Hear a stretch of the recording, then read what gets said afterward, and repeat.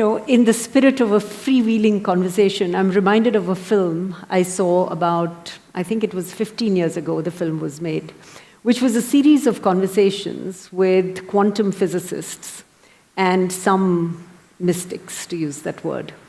And the whole premise of the film was that the mystic and the quantum physicist is seeking an answer to the three basic questions, which are, who am I, where have I come from, and where am I going?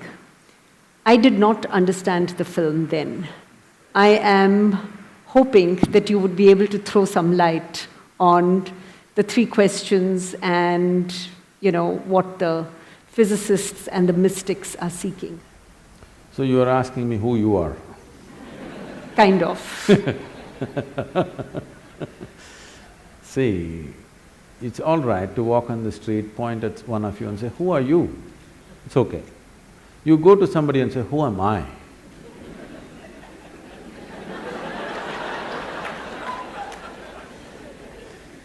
This happened in the Cincinnati airport.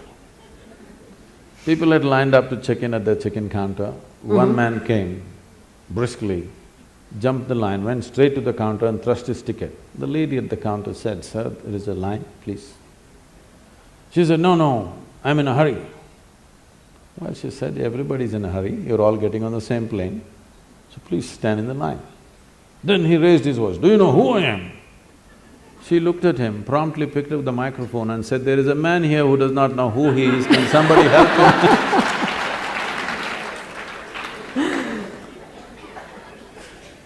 So, you should never address this question to someone else.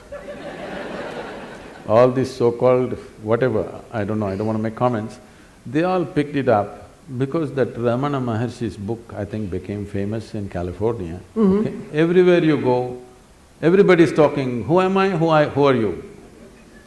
Who am I is a question that should be addressed within you, digging every time you ask it, digging it deeper and deeper and deeper into yourself. You never go and ask somebody, who am I? That smacks of something else.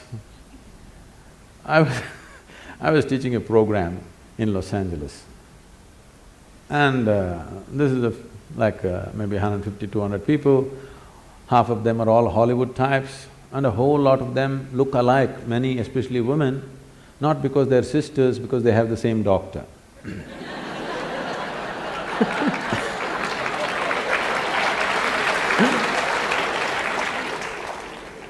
And I'm teaching them an extremely simple process that they need to do every day, which is just 21 minutes, extremely simple. Just that. They're saying, Sadhguru, you're teaching us all these things. But Ramana Maharshi said, you don't have to do anything. Oh, Ramana came all this way from Tiruvannamalai. I said, yes, he is absolutely correct. You don't have to do anything. And he did nothing. He simply sat in one place like this, 14 years. Rats came and bit into his thighs, festering wounds, worms came out of it, but he did nothing, simply sat. Said, you people are made like this, if a mosquito bites you, you'll call 911. You don't talk about doing nothing. Ramana talks about doing nothing, leave that, that's not your business.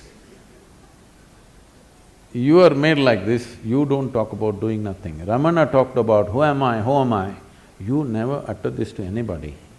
Don't ever go on, please all of you. Don't go somewhere and ask someone, who am I?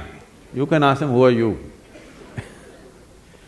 So, who am I is not even a question that you need to articulate. When I just said, the more you know about it, the better you can exist here. Not necessarily, don't always think about a human being like he's some kind of a machine, how much he has to produce, there's no such thing. But how he exists is important. When you sit here, how are you within yourself is important. What you wear may be socially important. What you drive may be important somewhere else. What kind of home you live in may be important for some other reason. But existentially, there's only one thing important, how are you within yourself? Are you pleasant or unpleasant every moment of your life? In 24 hours, how many moments of pleasantness, how many moments of unpleasantness, and how much support does it need to keep you pleasant? That's a question. Right now, in pursuit of human well-being, we've ripped the planet apart and still well-being is not happening. Comfort has happened, convenience has happened, well-being for sure has not happened, isn't it? As a generation of people, we are the most comfortable generation ever. Never before anybody could even imagine these things.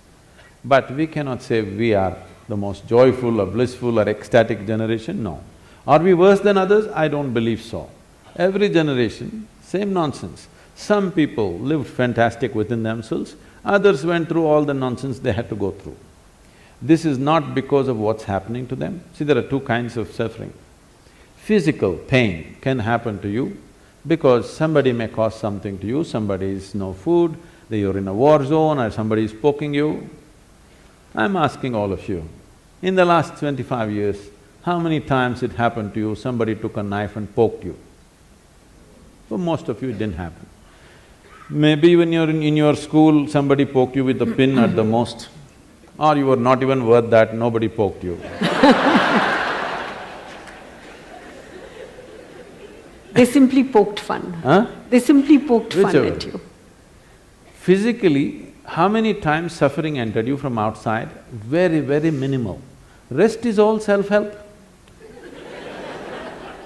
You know, in Tamil Nadu, the government has a scheme, Namaka Name. Namake Nave, it means. That means people are on self-help, busy, causing suffering to themselves daily. Sit, stand, whatever happens. So you will see people, most of them are driving their dream machines on Bangalore streets, all right? How many are driving joyfully? If the traffic light takes 10 more seconds, they're freaking in their dream machine. Is it not a blessing that you bought this dream machine after working for whatever number of years? Why don't you… The traffic is making sure you stay in your dream machine for a little longer. What's your problem?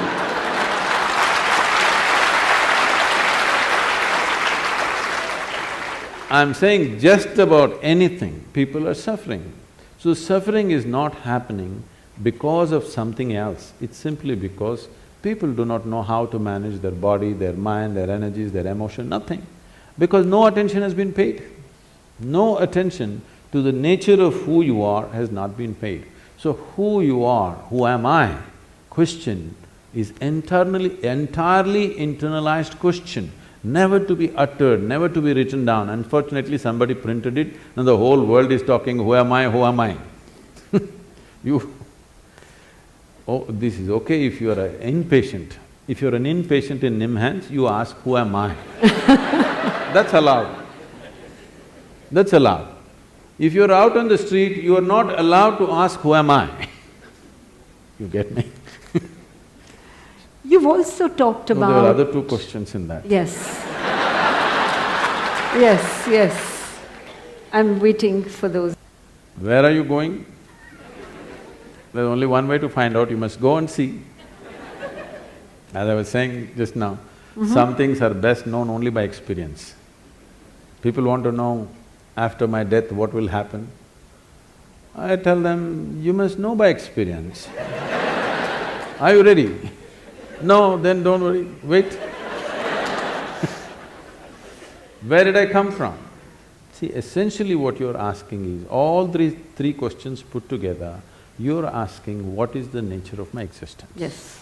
Am I this body? Am I this? Am I that? What am I? What is the nature? Because whichever way you look at it, you can prove I'm that. Because for everything there is some substance. You can prove yourself to be a woman, you say I'm not this, I'm a human being, you can say I'm just a piece of life, you can say I'm God, somebody may think you're something else, doesn't matter, but for everything there is some substance. So you can argue for it, but that's not the point. Really, what is the nature of your existence? Don't take this as some kind of a great philosophical or spiritual question, please see it as a practical thing. If you want to know how to use this camera well, the more you know about it, the better it is. You agree with me? Hello? Yes. Similarly, if you want to use this, if you want to use this human being properly, the more you know about it, the better it is. So self-realization is a very practical thing, not an esoteric thing. What you think is esoteric is all the things that you don't have an understanding of. You want to make it esoteric or you want to make it mystical. Let's understand this word mysticism or mystical. Anything that you don't understand will look mystical to you, isn't it?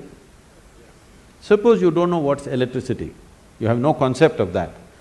Now, I press something here, boom, lights come on. Very mystical for you, isn't it? See, if I just had a light bulb 1,000 years ago, I could have claimed I'm God and it would have worked. Came too late, you know.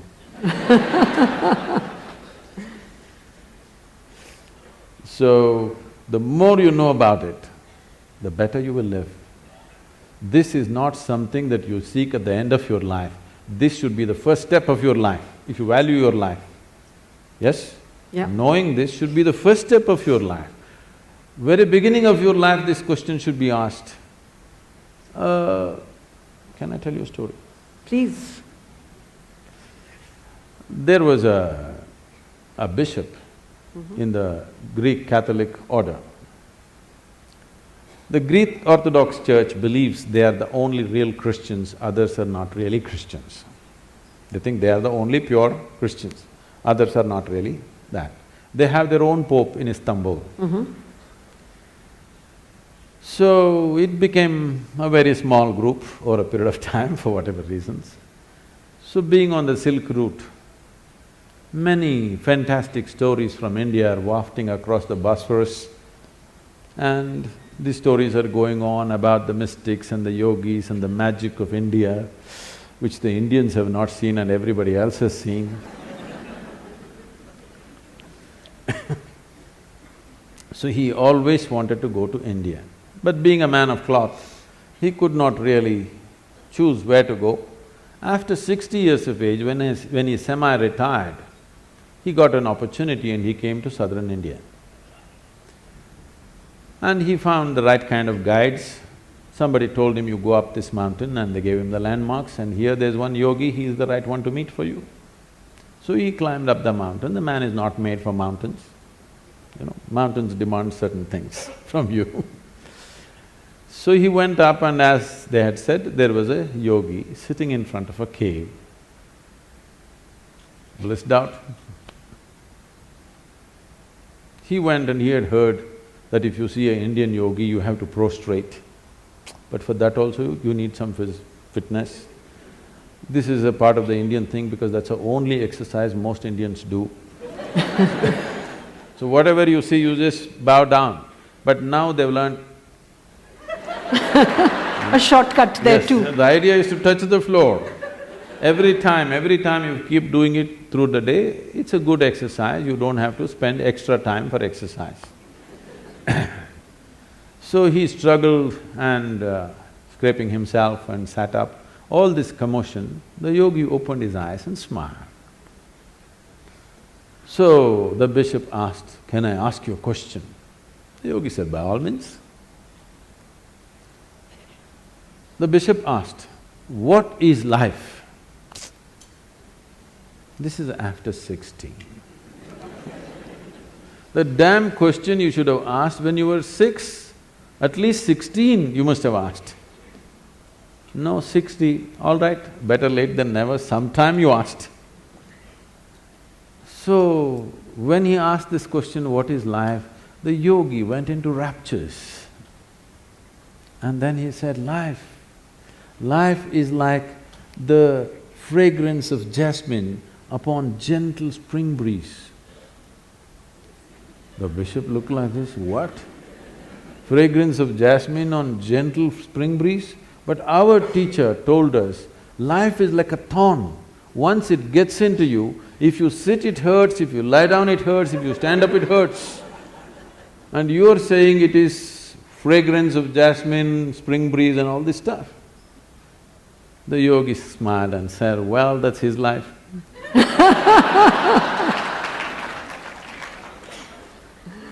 So, we have never paid attention to the most important dimension of who you are. And you do not know life any other way than the way it happens within you. Right. Yes? Right. You are the only doorway to the existence for yourself. Absolutely. You can only experience through this mechanism and no other way. Yep. If you don't know this, what the hell are you doing here? And just because you know this, people label you as a mystic, as this, as that, and many people mispronounce it as a mistake, you know.